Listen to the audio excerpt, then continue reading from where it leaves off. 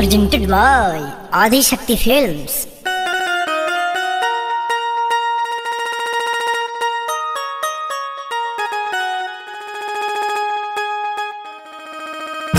देवरू ई का कोइलो मैं तो हमर साड़ी भिजा देला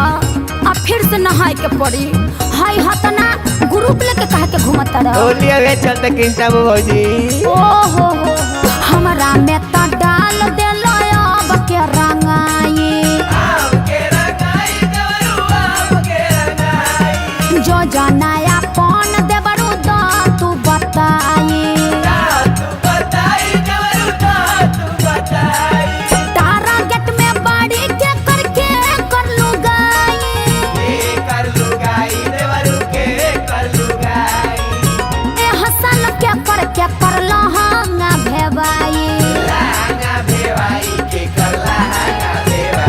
नया बाटे ओकरा साया में डलाई पुरन की भाऊ जाई लोग के चोलिया रंगाई भौजी इस होली के पावन अवसर पे हाँ? मैं सभी पिचकारी धारियों से अनुरोध करता हूँ कि वो पीछे आके हमारी कतार में खड़े हो जाएं और पूरब की ओर से पश्चिम टोली की तरफ अच्छा अपने पिचकारी का रुख करते हैं। आइए भौजी क्या क्या आपकी समस्या है पूछिए। समस्या कुछ नहीं है देवर जी, बस मैं आपसे लिस्ट के अनुसार कुछ नाम पूछूंगी हाँ? जिसमें आपको बताना है कि किनके साथ इस होली में आप क्या कीजिएगा। तैयार है ना? ओके। अरे मंटू बो में खूबे डलाई संटू बो में उनको मलाई रंजय बो में धीरे धीरे धनंजय बो में पूरा जाई ए देवरू का हाँ केतना में डलबा माथा सना कोलबा ना केतना में डलबा माथा सना कोलबा हाय देखा पिचकारी हमर पाना कोलबा का कहला देखा पिचकारी निकर पाना कलाबा अरे मुना बो में खूबे डलाई अरे टूना बो में उनको मलाई सुगा बो में धीरे धीरे झुनझुना बो में पूरा जाई माना तू बात मनवा हो जाई ताजा बाजा मारी के हाय हाय हाय हाय माना तू बात मनवा हो जाई ताजा बाजा मारी के हर फागुन करत रहा सेवा पीछे कारी के हर फागुन करत रहा सेवा पीछे कारी के हाय हाय हाय हाय देवर जी हाँ पश्चिम टोली के तो बात हो गई, हाँ हाँ अब उत्तर टोली के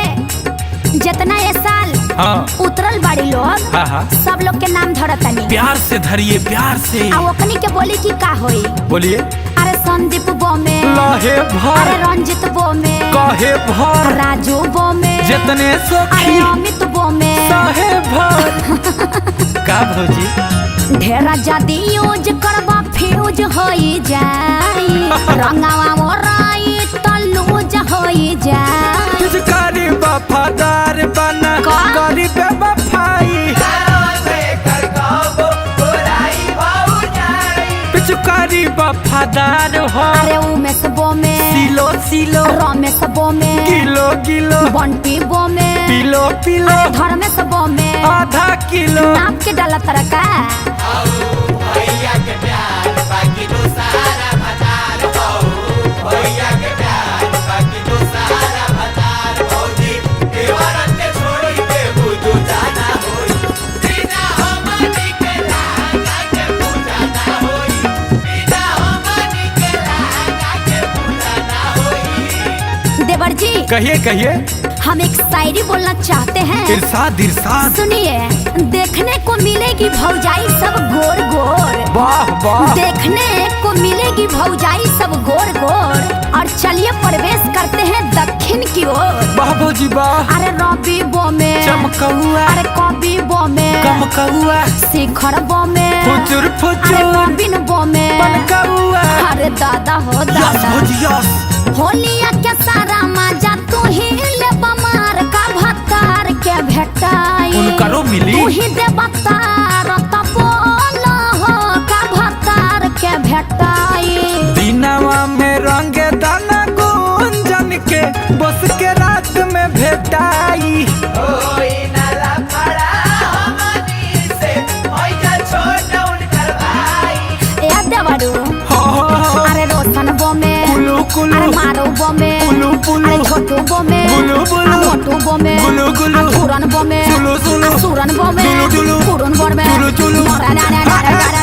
अरे भौजी